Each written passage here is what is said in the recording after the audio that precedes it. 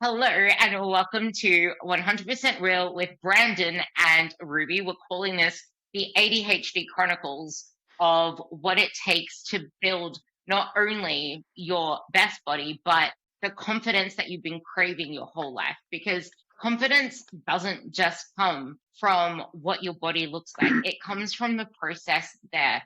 It comes from the strength that we build there, the confidence we build in ourselves that we can get to this end physique and get to this place that allows us to live life to the capacity that we want to live life. Because you're not going to feel good when you're low on energy all the time, when you're second guessing everything, when you're putting in so much effort to only realize there's nothing coming out on the other end. There are many of us, many of you who probably have experienced years and years of training and still wondering why your body doesn't look like it works out as it does, or it doesn't look like you put in the effort that you do to actually care about your health and fitness. Brandon is talking now about the best ways to, well, not the best ways, but many times we try to throw so much at something in order to get more results out of it. Like, I'm not seeing my glutes grow. I'm not seeing my legs grow. I have to add in more exercises, or maybe I need to add in this extra glute day or split up my glutes and quads. How would you approach that?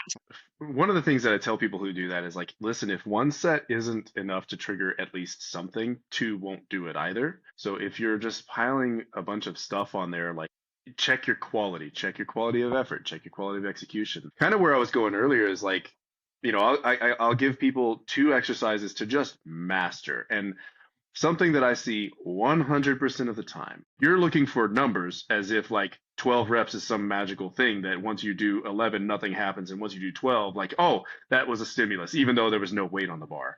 Like, okay, I'll let you start there. And I don't need to be right. I just need to be effective. So I'll let you be right. I'll let you do what you like to do. But next week, you're going up. And the next week, and the next week, and the next week. And eventually, you're going to do what I want you to do, which is work your ass on, not off. Yeah, that's the thing. So many women feel like if something isn't growing, the only way to solve that is to chuck in more volume, to throw more reps at it, to throw more sets at it. Yeah. Where in fact it's like, okay, why don't we actually look at what you're doing and improve the effectiveness and quality of that? But something you said there as well is if in 6 months you're doing more weight or more reps, you definitely grew muscle. But Hmm. you were probably sandbagging because you were learning how to lift or you were like fluffing and foo-fooing about. So Well, maybe you did, maybe you didn't. You can be sure that you will if in another 6 months' time that trajectory stays the same. That's what I loved with what you said. that and another thing to consider is like training age. If with a young training age, you don't have to be anywhere near failure to see some hypertrophy. So like these people who are doing all these things, I would say they have a young training age, and anything more than what they're doing will probably trigger some more growth, even if we pull the volume down. Like, okay, you've been using whatever, you've been squatting, 65 pounds or whatever. All right, do 70, but do the same thing you did last week with 70 pounds. That's probably enough to trigger growth because if you're squatting 70 pounds, you're not an advanced lifter. So you're going to grow really, really easy. Those newbie gains come so easy. So you don't have to push them very hard. I kind of split clients up into levels. Like level one is like, is pizza healthy? What's a barbell? Right? Level two is I've been with you for a year. In other words, they've been working with me for a year or two, and they're pretty close to like, we're out of the newbie gain stage. So, okay, we have to actually think about this kind of stuff. And level three is you don't need me. We're just hanging out because you for some reason like to. But like level three is like a C bum kind of person. That's not my clientele at all. But that's someone who is self motivated, who knows what they're doing, who has already reached an elite level. We're not worried about level threes. That's not who we're talking to. We're probably talking more to level ones who think they're level twos, who think they need to train like a level three, but who don't actually understand how a level three got where they are and how they train. So I would say you don't have to, well, we know you don't have to be anywhere close to failure for a level one newbie person. You have to be close to failure for a level two person. So that again is where like the program kind of takes care of it for me. We're just going to make the weight go higher, make the technique improve. I often cite I give people single leg deadlifts. You can call them single leg RDLs. I just call them single leg deadlifts. And I give them rear foot elevated split squats. And I don't care if their shin is vertical or if it goes forward. I don't care. Sometimes just to make them think they're doing something different, I will make it a little more hip dominant or more knee dominant, right? Or if I already have like a knee dominant movement, I'll make it more hip dominant, whatever. But I'll give them those Oh, two. that point right there, just because of what you said, if I already have a hip dominant movement, then I'll make it more knee dominant. I think this is where a lot of people go wrong with their programming, Yeah, they don't in balance. that there is so much redundancy because they keep wanting to hit their glutes. But there is a trade-off. Something that you said as well before is that every time you say yes to something, you're saying no to something. Mhm. And in saying yes to more and more hinge based stuff or vertical based stuff, you're saying no to a lot of quad stuff. And at one point, there is going to be a weak link that's going to stop your hamstrings from going, that's going to stop your glutes from going. And it's most likely the fact that you haven't strengthened your quads. So now your hips shoot up every single time that you squat, or you can't get in full mobility because you've never trained in the full range of motion to start with. So now Yeah. you're weak in those ranges, which bottlenecks your strength in other ranges. If you can, single leg deadlift more than your body weight for a set of 8, and you can rear foot elevated split squat more than your body weight for a set of 10 to 20, you have glutes, you have quads, you have hamstrings, like you have all of the above. So now the caveat is you do those well. That means your rear foot elevated split squat, you're taking that to end range. You're maybe standing on a box as well and touching your knee to the floor. So you're getting a deep stretch at the bottom. The single leg deadlift, same thing. You're getting a deep stretch. Specifically, I always try to target the hip. The hamstrings tend to take care of themselves there. I think probably the biggest issue that people have is they think it requires complication and they tend to overcomplicate things. But the reality is, like, the only people who need to add in very specialty like exercises are people who are like just mass monsters who are already so far beyond where any of us ever actually want to be that it's ridiculous that they're putting on more. For everyone else, for us, simplicity is king.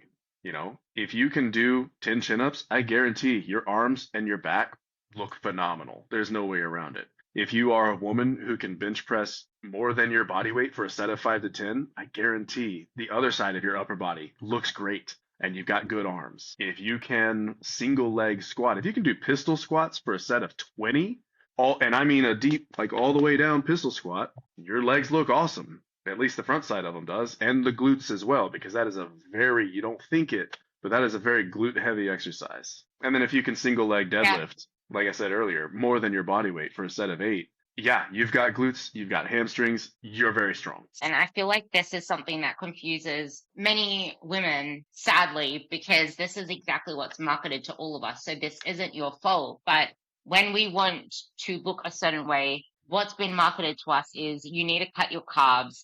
It's all about dieting. It's all about weight loss, weight loss, weight loss. But no matter what you do, even if you have the most pristine diet in the world, none of that is going to build the physique that you want because it's muscle that shapes, it's muscle that tones, it's muscle that builds, it's muscle that's going to give you not only the look that you want, but the metabolism that allows you to eat more carbs and more calories without fear because that muscle enables you to move around with more energy because it demands energy. You're using that energy, and the more that you use the energy, the more that you're able to supply that energy. So if you're feeling like this is so hard for you, there's so much for you to put your effort into, it's probably because what you've been seeing on your social media feed has been everything that's volume based. You have to do this, you have to do that, you need to start here.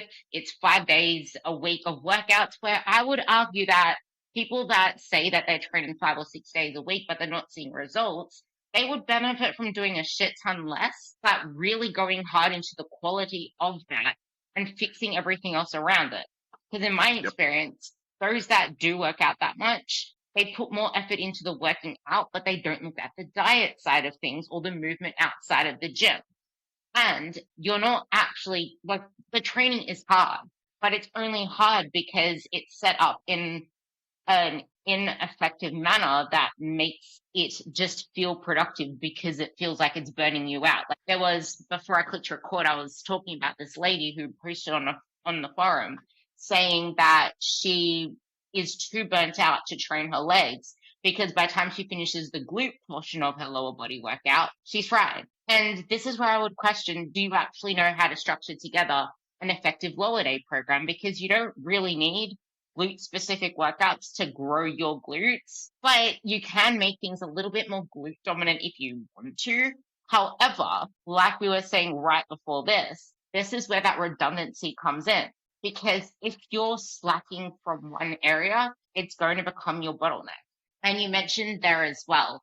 This is now what I'm coming up with as a blueprint that I want to put out, because you have your TGFU method. I'm coming out with this Ruby Recomp roadmap.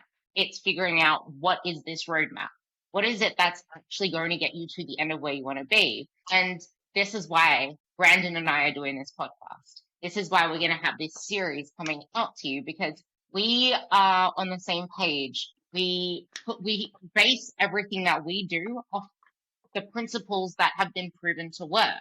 It's just applied to different populations, it's applied in different ways in that sense, different target audiences. When women come to me, if I see that you can't do anything close to a push-up, you can't even squat with a bar, you can't squat to depth, you probably never even filmed yourself doing any of your lifts, they feel good. But then when you see what your split squats look like or your hinges look like, they're not up to par. Well, how do you expect to build this physique you want when that hasn't been addressed yet? Because it's the training in an effective manner with good technique that is going to allow you to actually apply now the intensity to then drive that further without there being bottlenecks like back injuries, knee injuries, wobbly this, wobbly that. And it's a pet peeve, especially when I see amazing coaches and amazing trainers share things from their clients. They're doing hinges and squats in runners that have a curve as round as anything. And I'm like, why have you not told them to take their shoes off? I cannot watch this filmage. I don't know whether it's a pet peeve for you as well, but I can't see people doing anything deadlifty or squatty in shoes. It's just a recipe for disaster. But how can you expect to squat with that? But if your strength standard isn't there, like you're not benching a certain, like what you said, benching your body weight is freaking amazing. Why don't we get you working to these strength standards? Because then you're going to be in a better place to effectively lose fat. Your metabolism is going to be roaring. You're going to be in a place to maintain muscle, to burn more. And in this whole process, you now have something to drive you forwards so that you don't sabotage yourself when you diet. You don't mind coming out of it into maintenance because you have something to focus on versus being either on a diet or completely off the rails and just eating more food.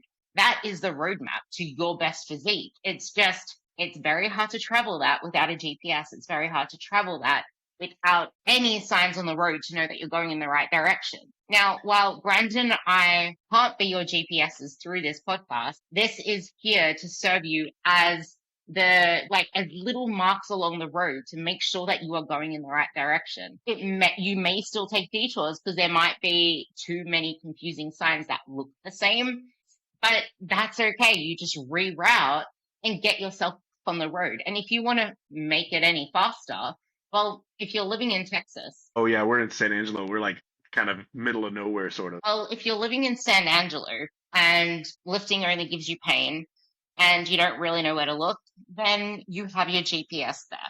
And if you're living anywhere else around the world, you have your GPS here. And if you actually are one of my clients, or if you're anyone that follows me and you do live in the San Angelo area, give Brandon a visit. And I really hope you do enjoy this series. So anyway, I'm throwing that back off to you. Wouldn't you agree that if people could prioritize strength and make that their obsession versus the calories they're burning or their types of food that they're eating to the nth degree, where now you're arguing over brown rice or white rice, or if this product or ingredient that Dr. Atlas on Instagram told you is toxic. If we put all of that focus and stress, even from the scale, if we let go of the scale completely and just focus all in on strength and getting stronger, and maneuvering our diet over time to somewhat of something that facilitates feeling good,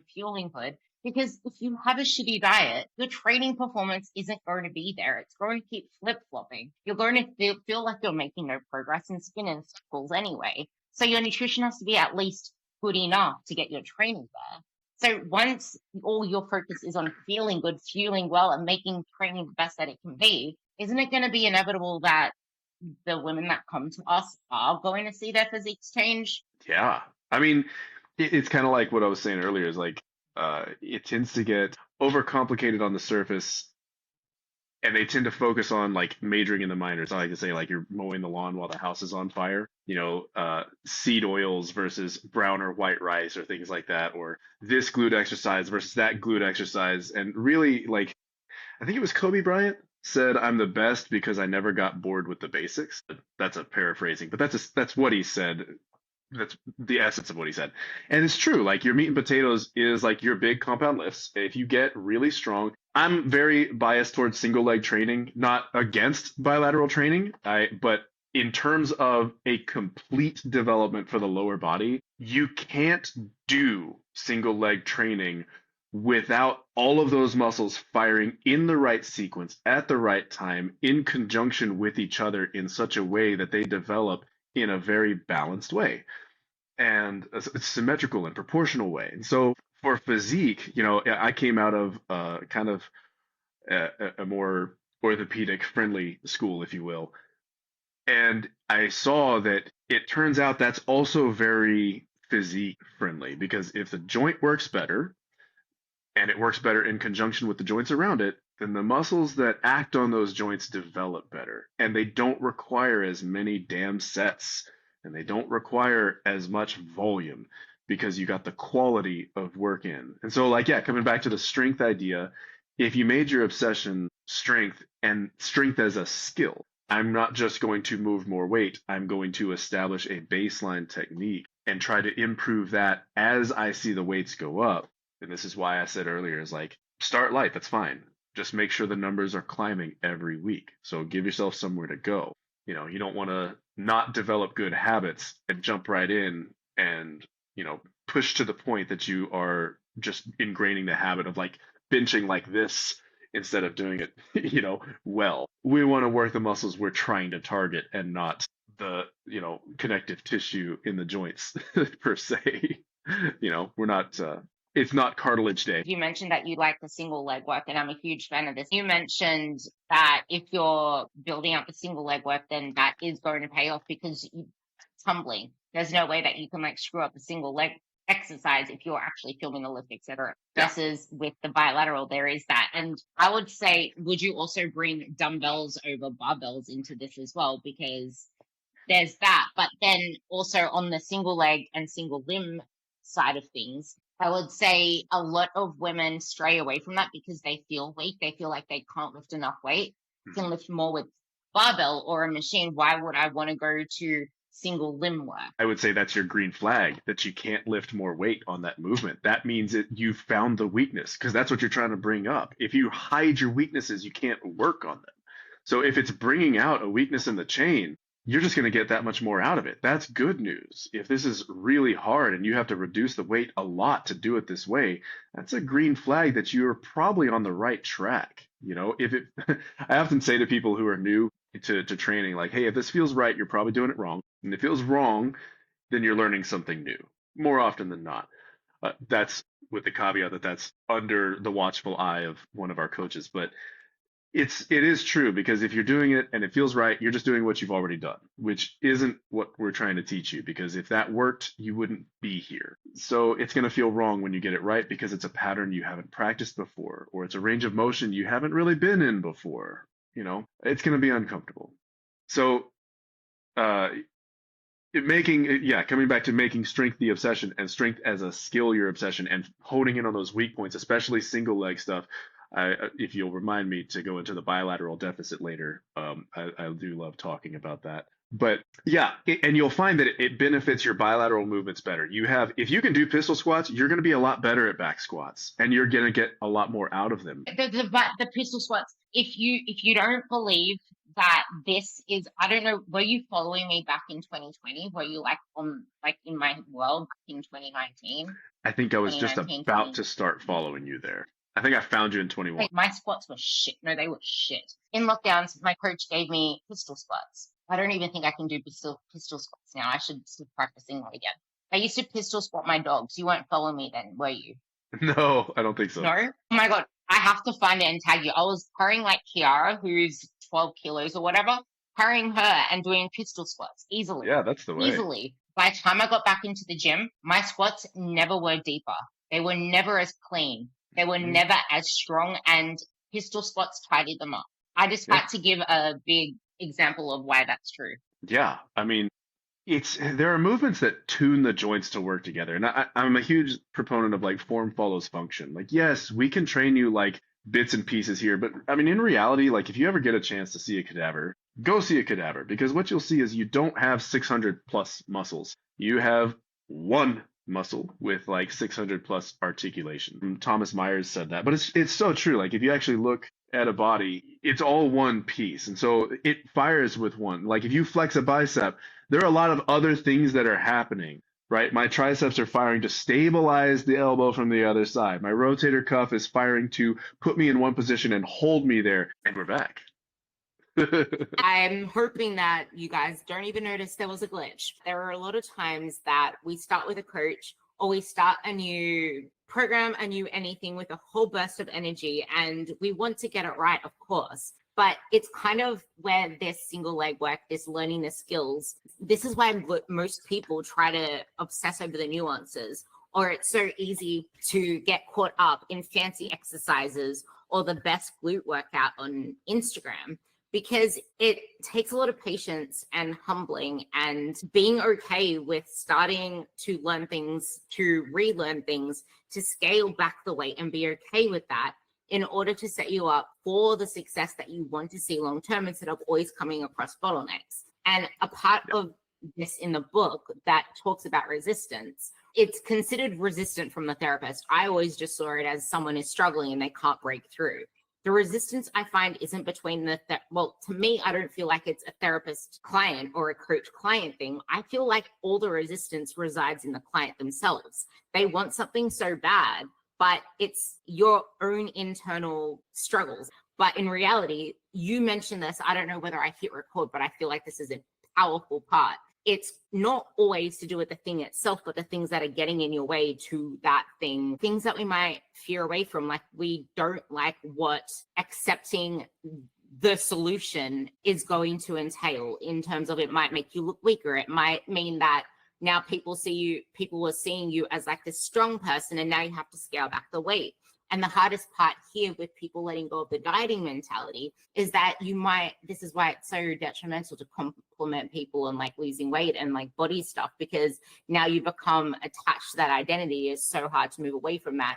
It increases your fear of eating more food. It increases your fear of actually doing the things that now are going to set you up for long-term success, because you don't continue, which might be the next episode, talking into this part, you don't continue eating the same way or doing the same things that you did towards the end of a diet moving forwards to then maintain those results. That's why you end up with this 1600 calorie quote unquote maintenance that isn't truly maintenance. But the part I was trying to get to in this, clients only have so much energy to focus on the difficult struggles before them. So if you try to manage too much too soon, you are going to burn yourself out and not have the amount of energy needed there to be able to come up against any struggles and be able to go through them, to be able to manage these particular habits, because that one habit isn't just one habit. Break it down into all the different things. And it's not just doing all those different things that are part of that habit. It's all the other things that now you have to also fight from going back to. And part of the podcast I was listening to right before this was along the lines of you can't just remove particular things. I love Stan efforting. He's finally caught up with science and literature because science and literature has finally come out. It's like people already know this stuff, but people don't accept it until science and literature comes up with it. And now he's finally really emphasizing that saturated fats need to go, butter needs to go. We need to keep like everything down to 10% of your calories when it comes to saturated fats, if you want that like healthy kind of thing. Anyway, if you need to keep things out of the house, that is a really good thing for you to do. And funny enough, I had this conversation with a client factoring into the bilateral discrepancies, because I think they kind of relate. It's like, it's really hard for you to master the compound, The various parts involved. yeah, the various parts Yeah. involved. This particular client is on her first fat loss phase with me after not being in one for over a year. And I'm like, okay, we'll finally cut your calories and go into an effective deficit.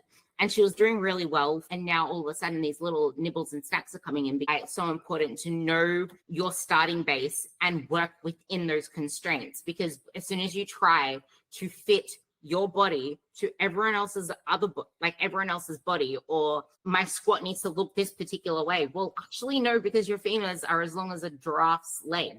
With this particular client, she was trying to make her protein mug cake more palatable. So she wanted to add in some chopped chips and some cream. And this is where it comes in. If you can't have those foods in the house without you overeating them, or you can't have highly palatable foods or sweet foods around, and you need to have a big fat no on it, that is okay. And in this conversation, I opened up about my side of things as well, which is typically where a lot of women don't have that exposure because they just see what's promoted online. She said, every once in a while, I seem to think I can bring certain things back into our house, but it always backfires.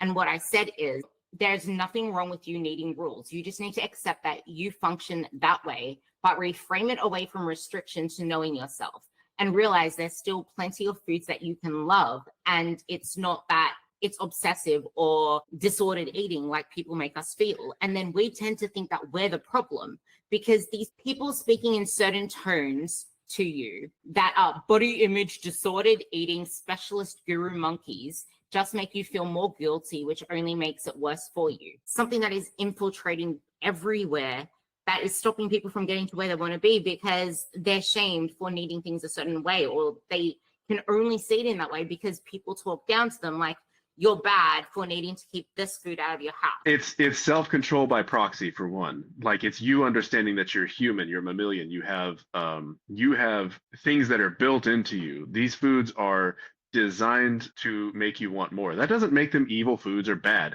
It just means, like, yeah, if you put them in your house, you're going to eat them because they were designed to make you want to eat them. You don't have as much direct self-control as you'd like to. You have self-control by proxy. So you have control over your environment, and your environment has a great deal of influence, almost to the degree of control over you. But again, you have a lot of control over your environment. So you just take self-control out of the equation. Like, that decision fatigue and self-control, it's fatiguing, it's tiring. And, once it's out, yeah, you're tired. You're probably going to get a case of like, well, screw it, I'm going to eat. So take that out of the equation and just don't make it an option, and things work. And that's okay. That's not disordered eating. Disordered eating is sitting down with the entire bag of chips and eating the whole thing at once. That's disordered eating. Like, that's a problem. And that requires a different, that requires some self-work. Coming back to the single leg thing, these two, if you take one leg off the floor, a lot of muscles now have to fire in a different sequence that they wouldn't otherwise have to fire. You are removing the training wheels, so to speak. You're decreasing the stability that's provided externally and demanding stability on that one leg. When that one leg acquires enough skill to stabilize and be strong simultaneously, I always love this argument of like, more stability means more muscle growth. And yes, that's true. So why not develop it internally? Why not become more stable from the inside out instead of relying constantly on external stabilizers, holding onto the rack while you do things? That's fine while you learn, but if you can just do a true pistol squat and load it, I guarantee your back squats are going to give you more, because again, the muscles are sequencing better, they're firing better, you're moving better, and if you're moving better, you're getting better results, period. Form follows function. So man, yeah, those are two, they're disparate but connected in the sense that, like, Form follows function. How can that relate to diet? Because they are related. I'll go off on I was going to go off on my tangent, but I know that you can relate it the same way because with the same minds. Yeah, I'm going to let you take that one. Actually, I want to hear your thoughts. Form versus function. And this is the thing, like it's very hard to eat in a way that truly can optimize our training. Instead of You said, oh my goodness. Right before this conversation, I sent Brandon this post that is extremely valuable for people wanting to enhance their physique, where so many times we delay carbs, as an example, because we want to like macro hoard or anything to do with that. Like optimizing your workout window is something that is extremely beneficial if you really care about taking your physique to the next level. So the function of the food first is there for you to actually have some form of stability. It's there for you to feel good eating without sabotaging, because it's very hard for you to then optimize the form of how you're eating. If you haven't yet got some form of stability in the bare basics of food, you're still finding it really hard to not overeat, to not binge. And this can even go into dieting, where it's very difficult for you to have even more restrictions on yourself in dieting when you can't even trust yourself to not overeat. This is what we are hoping to help you with through this. Every single episode is going to have its own little theme. I'll let you take it now. Yeah, I think we were talking about, like, I actually had this conversation earlier with the whole, carbs and not eating carbs before their workout 3 times today, actually telling people, like, you absolutely, like, I recommend you eat some carbs first. I try to be gentle with my language. You need to, you must, you have to, like, I try to be gentle, especially in person. But I related it to, it's the same as saying, well, I'm just, I'm only going to fill my gas tank up halfway before I take my road trip. Like, it's not going to work out great if you do that. And, coming back to just the more literal translation of it is, like, if you're not eating enough carbs to fuel your workouts, then you're leaving the actually stimulated reps on the table. Those last few reps that actually trigger muscle growth, you're not going to get to them because you didn't have enough gas to go far enough in the set to do them. Eat. Don't be afraid of food. Yeah.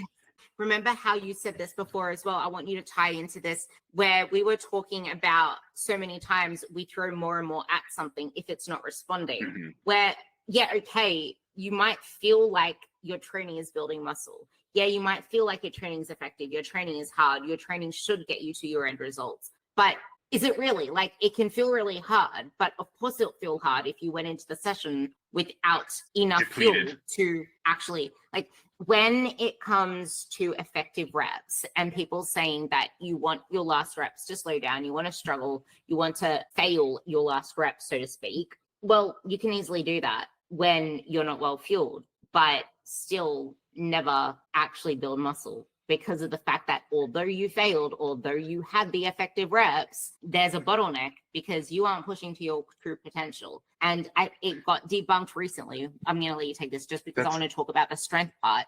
It doesn't matter what rep range you're doing, whether you're doing 5 reps or 10 reps or 12 reps, every single muscle fiber needs glycogen to fuel. The only reason that this wasn't really spoken about before is because in the research, it was always said that, oh, but you don't really deplete that much glycogen in your workouts. Well, that's because they're not actually looking at the cellular microfibril level. Like, yes, you don't deplete that much from other areas, but we don't care about the other areas. They aren't the ones that are lifting the weight. What does get depleted is the muscle-specific glycogen. If it isn't well stocked up, which isn't just what you have before your workout, it's throughout the whole day. Yeah, I get on to clients frequently, especially new ones, when they come in and they're like, yeah, I didn't eat today. Like, okay, well, here's some gummy bears and a protein shake. You're going to get something because, yeah, you're going to deplete that glycogen locally. Yeah, maybe not systemically, locally for sure. And man, you'll just feel better. There are other things that happen. Like when your phone is at like 12% battery, it still works pretty much the same as it did at 80%. It just won't work for very long. But you start getting closer to like 5 or 6, things start to kind of mess up. I don't know about your phone, mine does. My laptop will slow down, right? It'll just start going into kind of hibernation, not hibernation mode, but it'll go into like power save mode, which means the processor is going to downclock the processor. It's going to run slower. Your body is really, really similar. It's smart. It says, hey, we're below this threshold. We're not empty. We're below this threshold. We're going to down regulate some very important processes to your growth because we're just trying to not die, right? Going into a deep deficit by fasting and trying to not eat before your workout is, the road to hell is paved with good intentions. I see where people are coming from with this. We have the intention of making progress here, but it's too much, too fast, too soon, and it's extremes. And my red flag is extremes. If I see, you know, for me, if someone is giving someone advice and it's a very extreme advice, like, oh, you should only eat between the hours of this and this, that's a red flag. This person doesn't really understand the processes or hasn't done this for long enough to see how hard that fails in the long run, right? The green flag is when the advice sounds too simple. I'll use an example. There was a program I did many years ago by a guy named Dan John. He's a he's a world-renowned strength coach. Yeah.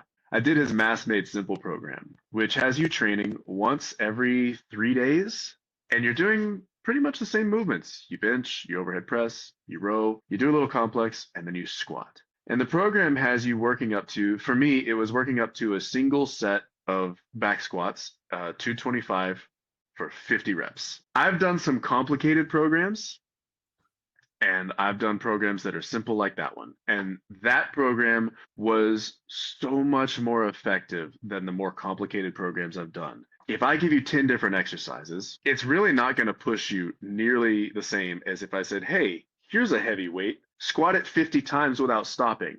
That's really simple. It's also really, really hard. So the thing that people do is they confuse complexity with difficulty and efficacy. But the reality is, simpler is generally better and more effective, and it's a whole lot harder. Keep the nutrition simple. I like to tell people to get, at least 3, but preferably more protein intakes per day. Like 4 is better, right? But just get an eating schedule that's regular. Eat before your workouts, and get a protein at every time you eat. Get a carbohydrate every time you eat. Get a vegetable about this much every time you eat. Maybe that much fat. Keep the saturated fats on the low side. Let's keep it real simple. If you're a higher level person, you're probably not looking to us for advice. Like if you're someone who is a competitive bodybuilder already and you've got your pro card, you're not asking us for help. The people who need us, I think, are the people who aren't quite sure and tend to think that that complicated mess is what's necessary. But I'll tell you what I haven't seen, behind when I talk to my friends who are bodybuilders, when I myself did it, I haven't seen them use intermittent fasting successfully to prep for a show. I don't think I've seen anyone just do that, period. Only seen 1 or 2 like keto their way to a show and they didn't do great and they were on drugs. That's the thing with all of this. It's just like people just throw things at you that make things look like it's the way because it looks like it's hard. And we have been brought up to believe that if it's not hard, it's not working. When something's actually working, it feels too simple. Sometimes it feels too slow. And we tend to then screw ourselves over by overcomplicating the process and by adding more complexity to something that's already working. Because if it's too simple, it mustn't work. If it feels too easy, it mustn't work. But I feel like something very powerful for you guys to do is to reflect on your past attempts. Reflect on what it is that you've tried, what it is that you feel has set you back every single time. I don't think anyone has ever come to me once saying, oh my God, I feel amazing. Everything is the best it could ever be in the world, Ruby, because I'm such a perfectionist, because everything is so complicated that I have to overthink everything, every decision I make. Yeah, you guys, perfection is the enemy of progress. And you guys live busy lives. The more simple that you can make something, the more predictable that you can make something. I hate saying this because it sounds woo-woo, and I'm going to caveat it with that every single time because I cringe when I see it online, but it is so very much true. If your body doesn't feel safe, it's not going to build muscle and it's not going to lose fat. But when I say feel safe, how can it feel safe if it only knows restriction, if it only knows overworking, under recovering? And what I mean by that is your hormones aren't just your sex hormones. And I think that's where a lot of people go wrong. Your brain is the command center. If restriction is all it knows, it's going to feel like it's in famine. So your appetite signals get dysregulated. Your thyroid drops. And even if you're having these overfeeding periods, all those other hormones in your body. We're not talking about cortisol, even though cortisol does play a role in this part as well. But this isn't the hormones that people are saying online. It is the hormones that your brain is sending out to try to protect you in terms of, okay, well, let's make you want more food. Let's make you crave more food. Let's make you do less stuff. Let's make you stress more. Let's make you not sleep properly. And then when you don't sleep properly, that makes you more insulin resistant, which then has its own cascade of things. Like, just as the body functions as a unit and you can't separate its parts, you can't separate the parts of your body from each other either. Everything impacts each other. And that is what Brandon and I are here to provide you, so that you have some stuff put onto your map. I want you to wipe your map clean. Keep the thing, actually, no, I would say question the landmarks on your map that you want to keep, that you believe fundamentally to be true. Question those. Actually make sure that they deserve a place on the map. Everything else, we're going to try to provide you some terrain. We're going to give you some places to look. We're going to challenge each other with some perspectives so that you can get all different dimensions of it. Because the way that our ADHD brains work is we can pull like little different divergent branches of everything and bring it all back to the one, so that it makes sense to you, so that you can stop believing the bullshit just because someone says they're a PhD, and have clarity on where you're heading and where you want to go. So if someone is coming to you, they're looking at this TFGU roadmap and this, well, I already spoke about the Ruby Recomp roadmap. With your roadmap, what is the first part, not the first part, but what is the first GPS narrator talking that you are going to say for people to come out of the garage door with at least the first mile to drive ahead? That's a discover point A. Like, I think a lot of people have the wrong idea of where they are. They're very frequently not. So many of my clients come as former athletes. Oh, I used to bench this. I used to squat that. It's like, okay, well, that was 30 years ago.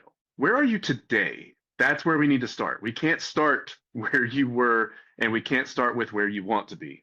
We have to start where you are. So discovering point A is, if I tell you, if you're asking for directions to get from San Angelo to Dallas, I can give you accurate directions. But if you're actually in San Antonio when you ask for these directions, they're not going to get you to Dallas, and you're going to be very confused. And this is the issue that most people that I speak with run into, is they think they're in one place, but they're really in another. Well, I've been working out for years. You've been doing something for years. You've been working out. Yes. Have you been training this way for years? Because if you have, then you'll have the results from training this way. You'll have the results from eating this way.